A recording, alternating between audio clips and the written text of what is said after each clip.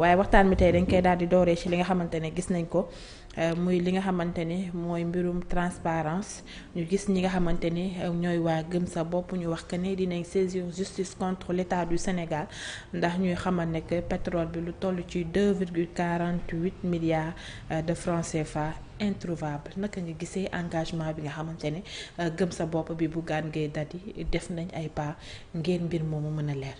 Bon, déjà, je tiens vraiment à féliciter waa Gëm Sa Bopp parce que cette initiative-là relève exclusivement d'une initiative patriotique. Cette initiative relève exclusivement de la mission que PASTEF nous avait vendue dans le cadre de la transparence, du jub, jubal, jubanti. Donc, ça me rappelle lorsque M. Ousmane Sonko disait que Macky Sall avant ñu naan paix sax ci pétrole bi jaay na pétrole bi jaay na gaz. Donc j'ai l'habitude de le dire, ça manque de transparence dans leur gestion te Ousmane Sonko depuis bi ñu ko waree yónnee plainte bi dafa yàgg parce que Ousmane Sonko déjà boo xoolee train de vie wu milliardaire la pour quelqu'un qui se dit que il n'a pas de salaire je veux dire que moom du laal salaire am.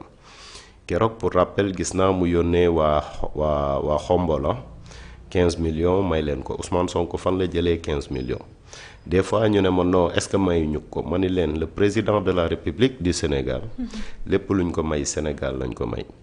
Le premier ministre de la République du Sénégal lépp luñ ko may mayuñu ko le Sénégal lañ ko may su ma xoolee train de vie am Ousmane Sonko ay costume 1 million ay dàll 1 million. ay montre yoo xamante ne nii gars yi ñu ngi naan c'est entre 25 et 50 millions nga gis ay oto yoo xamante ne nii c'est des voitures de dernier cri de last cri yoo xamante ne nii c'est tellement cher Ousmane Sonko fan la jëlee loolu. Ousmane Sonko quand il se déplace avec un jet privé et pourtant ñoom dañ ne woon gars yi nañu serrer la ceinture nañu takk seen biir parce que dañoo fekk Sénégal mu nekk ci 4e sous-sol. Ok qu'est-ce qui l'empêche buy voyager mu dugg ci avion yi dagg billet au même titre que les gens.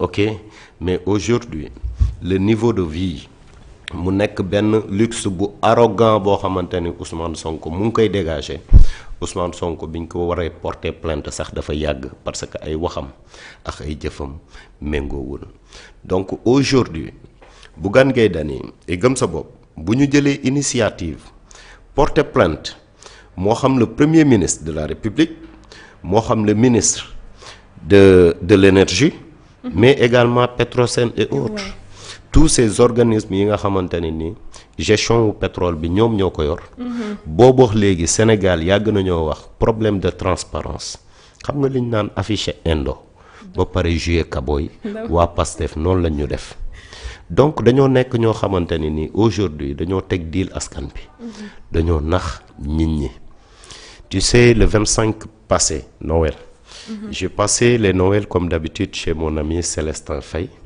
maa ngi koy nuyu avec toute la famille Faye de l'unité 6 les Raymond les Souna donc la maman Anna donc Gabi yéen ñëpp maa ngi leen di nuyu de passage.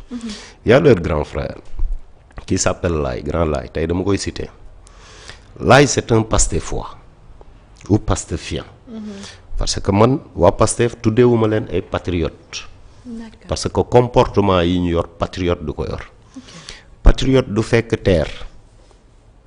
mu nekk une nécessité mu nekk un luxe pour le Sénégal boo xoolee sous-région yi kenn amu ci terre ñun rek ñoo ko am ab patriote bu sàmmul loolu du ko taal au contraire dafa waroon a gis ku ko yàq mu taxaw reyanteex moom jaay ko bakkenam parce que le bien public c'est quelque chose qu'on doit protéger ab patriote du fekk BRT dafa nekk révolution ci transport au Sénégal et en Afrique ban réew ngay dem nga fekk fa BRT l'ancien président de la République Macky Sall qui est un grand homme dafa wër àdduna bi xam àdduna nu muy doxee très différent de Ousmane Sonko bi nga xam ne xamul fenn Sweet Beauté la xam et avant muy continuer sax ci BRT boobu avant ma koy fàtte je lance un appel pour dire que bientôt c'est les 31 décembre. te 31 décembre dafa am histoire bu mag bu fi am boo xam ni jour boobu Adji Sarr nee na 2 fois la fa dem donc Sénégal nañ ci bàyyi xel parce que liy jotoon a am 31 décembre ba taal réew mi waratul am Sénégal. donc anniversaire bi suba la man sama anniversaire tey la. et merci beaucoup et ça me fait très mal. au lendemain man sama anniversaire. ñu ciy dem ay Sweet Beauté ba Sénégal di tàkk. te man Red Black ni mu bëggee Sénégal ak li ma xeexal Sénégal depuis 2003 ba tey maa ngi wax ci espace public Sénégal. donc lu mel noonu yàlla bu mu fi amati. donc mu nekk benn parenthèse boo xam ni dinañ ci ñëwaat. parce que loolu il faut que mu leer. D'accord. ok donc un patriote un vrai patriote du fekk terre bi nga xam ne c'est un luxe terre boo demee Paris. ça équivaut au métro. mais le métro c'est un luxe gars yi buñ ne c'est un mal nécessaire non non c'est un luxe ñu nekk nag Afrique ñi njëkk a am ci côté Afrique de l'Ouest bi li nga xamante ni mooy métro buy daw interurbain. di ñaan yàlla affaire bi mu yaatu. parce que ça facilite le déplacement de tout un chacun et ça participe énormément à l'économie du Sénégal. ba suñu gaynde doguma la bi ñuy dem jëli seen drapeau bi moom lañ jël. waaw mais xam nga loolu dafa rafet. te pourtant am na koo xamante ne dañu woon bu demee ñëw moom santatul santam. il y a trop de mensonges dans ce pays il y a trop de manipulation dans ce pays. un vrai patriote ne ment pas un vrai patriote ne trahit pas son peuple un vrai patriote ne sacrifie pas la jeunesse de son pays. un vrai patriote du fekk ay Auchan yoo xamante ne ni ay sénégalais ñoo fay liggéey. des milliers et des milliers de sénégalais yaa ngi comprendre. nga taal ko rey ci ay nit. un vrai patriote du fekk ay station d'essence yoo xam ne c'est des sénégalais c'est des milliers et des milliers de sénégalais ñoom ñoo ci liggéey di ci daan seen doole yor seeni njaboot nga ñëw nga ne da nga koy taal donc Pastef ce ne sont pas des patriotes. c'est des vagabonds c'est des voyous c'est des bandits. D'accord. ok donc tey jii encore une fois pour rebondir sur la plainte de Bougane Gueye Dany et Gëm Sa Bopp je ne peux que les féliciter car ils ont montré la voie du jubal jubbanti lii mooy jubal jubbanti. buñ la dénkee moomuloo ko buñ la dénkee da nga war a rendre compte à qui de droit c'est qui c'est le peuple. seul le peuple est le patron. gis nga Sénégal fii Diomaye le président de la République il n'est pas le patron le vrai patron c'est le peuple seul le peuple est souverain. Ousmane Sonko qui a crié qui a chanté qui a gazouillé sur tous les toits sur tous les arbres dëng nit ñi dañoo dëng jubuñu moom miy jub moom mi nga xamante ni nii dëngul pourquoi bi mu ñëwee ba tey ils n'ont pas communiqué ci pétrole bi ak gaz bi sénégalais yi xamuñu lan lañ ci am xamuñu lan lañ ci ñàkk alhamdulilah y a un rapport. c'est le rapport de l'ITIE donc moom moo ne Sénégal li mu am ci pétrole bi. diggante 2024 ak 2025 kenn xamul fan la jaar contrairement à Oussou. mi nga ne woon Macky Sall créé na ay pipeline yoo xamante ni ñu ngi ŋàcc pétrole bi du yóbbu ce qui n'est pas vrai du dëgg.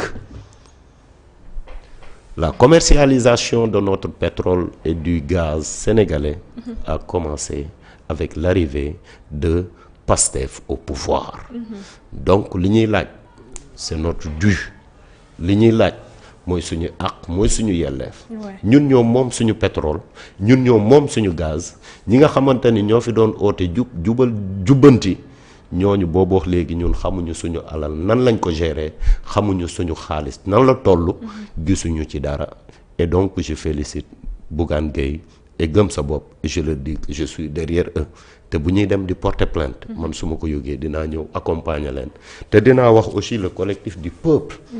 ñi nga xamante ni ñun ñooy askan bi lañ fi nekkal intérêt askan bi moom moo tax ñun ñu taxawal li nga xamante ni moom mooy collectif bi de venir les accompagner parce que seul le Sénégal compte pour nous seule la vérité et la transparence comptent pour nous. Sénégal moo ñu gënal lépp.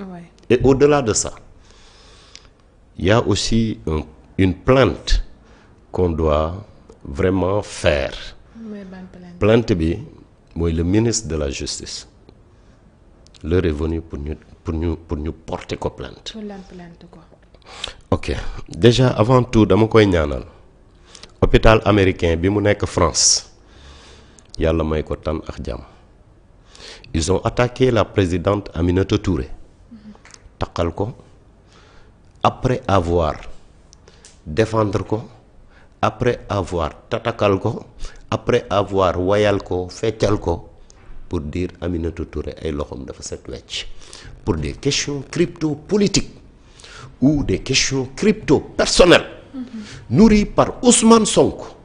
Il a sali Aminata Touré. Et je demande aussi à Aminata Touré de faire une plainte contre Ousmane Sonko, de porter plainte contre Ousmane Sonko concernant le soi-disant rapport. Ok, le rapport de l'IGE. Pourquoi le rapport de l'IGE? Parce que la loi, l'article 25 portant fonctionnement et création du Conseil économique, social et environnemental sort, c'est dans le cadre exclusif de la Cour des comptes. Cour des comptes kese moo mën a càmbar les comptes du Conseil économique, social et environnemental. Donc là, il y a une diffamation et j'adresse un message à Yaye Boye. Tu sais, Aminata Touré, c'est mon ami. D'accord. C'est mon ami pourquoi? Parce que nit ku jub la, nit ku bëgg Sénégal la, nit ku jàng la, ku bëri xam-xam la te nit ku sérieux la. Man qualité yi képp koo xamante ni nekkul ci yow, moi je te kiffe pas. D'accord. Ok, man képp koo xamante ni nii jubuloo amoo xam-xam bëggoo sa réew intéressé woo ma man lii moo tax waa Pastef il ne m'intéresse pas. D'accord. Parce que xam-xam boobu nekk fa te damay ñaan nag de vive voix pour Aminata Touré déjà mu préparer beneen plainte pour Ousmane Sonko te loolu bu weesoo ñun collectif du peuple nous allons porter ce combat. Le ministre de la justice ginnaaw bi ma ko ñaanalee yàlla may ko tan ba mu ànd ak xelam ànd ak santeem ba ñëwaat Sénégal fii ci jàmm. Gis nga nit da ngay jub, gis nga nit da ngay dëggu. Ousmane Sonko nee na ñoom du ñu ànd ak koo xamante ne ay loxoom setul. Mais dis-moi, il y a le mari de Yacine Fall qui a été épinglé par le rapport de l'IGE 2020 à hauteur de 65 milliards. 65 milliards, c'est pas 29 milliards de Mame Mbaye Niang. 65 milliards, c'est pas moins de 2 milliards yi nga xamante ni moom la ñu sosal Aminata Touré. Là, on parle de 65 milliards. yi nga xamante ni jëkkëru Yacine Fall. Jacques Habib Sy la ñu épinglé te Sénégal yépp dañ koo war a xam bu ñuy topp ay Mame Mbaye Niang di ko sosal ci 2029 te rapport boobu ala kulli alin doo leen ko gis sur la table depuis ñaata at ñu ngi naan rapport baa ngi nii ci téléphone bi maa ngi ko yor rapport baa ngi nii sama kaw table maa ngi ko yor rapport baa ngi nii sama loxo dinaa ko publier rapport boobu sénégalais yi duñ ko mës a gis ilaa yow mi diini parce que c'est pas vrai du dëgg. Et j'encourage également Mame Mbaye Niang deuxième plainte bi nga xamante ne mu ngi koy wàcc na ko teg sur la table na porté waat plainte Ousmane Sonko tu sais pourquoi lépp luy fen dañ ko war a assainir ci espace politique gu Sénégal parce que yàlla ci boppam fen la gën a bañ ci àdduna donc accéder au pouvoir da nga koo war a def avec la dignité da nga ko war a def avec la manière da nga ko war a def avec l'élégance da nga ko war a def dans la paix et dans la cohésion. Ok, donc maa ngi ñaan aussi également à ce que plainte boobu mu nekk loo xam ne day gaaw Mame Mbaye Niang teg ko sur la table mu nekkat seconde plainte boo xamante ni dëgg rek la ci am. dinañ si ñëwaat gën see yaatal ci li nga xamante ne moo jëm ci plainte Mame Mbaye Niang bi nga xamante ni annoncé nañ ko waaye balaa ñëw ci loolu ret def nga analyse bu am solo gannaaw bi nga xamante ne gëm sa bopp annoncé nañ plainte jëmale ko si ki nga xamante ne mooy l'état du Sénégal jëmale ko ci mbirum pétrole lu toll ci 2,48 milliards de francs CFA yu ñuy wax que ne c'est introuvable si jamono ji nga xamante ne économie Sénégal dafa daal di taggatémbe mais naka nga jàngatee discours bi nga xamante ne El Malick tenir na ko di wax que ne restons debout unis fidèles aux valeurs du procès yemul ci loolu mu wax que ne le pouvoir n'est pas une récompense. Xam nga j'ai l'habitude